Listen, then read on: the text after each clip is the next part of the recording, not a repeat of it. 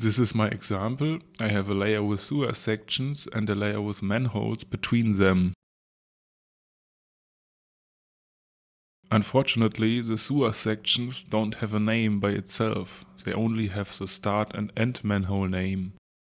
In addition, I have a table with the name of every sewer section, the start and end manhole name, and the dimension of the sewer.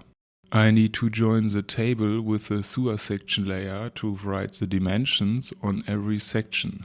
I can't use the column name or start and end manhole name to do this due to its duplications. These duplications can happen, for example, on T-junctions.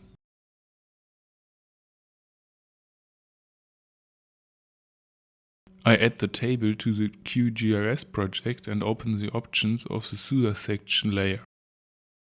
Here you can see that you will only be able to choose one column to join a table to the features, but I need two columns. There's a simple trick. Remove the table from the QGIS project. We need to edit it.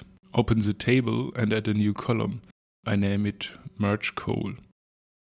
Merge the start and end manhole name in one column. We need to repeat this step in the sewer section layer. By that we get unique fields to join every sewer section. To do this, open the layer attribute table, switch to edit mode and open the field calculator. Activate create new field. I call my field merge coal like in the table. Under fields and values you will find any possible fields of this layer. Double click on it and add it to the left hand side. Use the string concatenation to join it.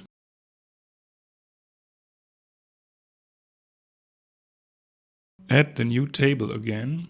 Open the properties of the sewer layer and go to joins.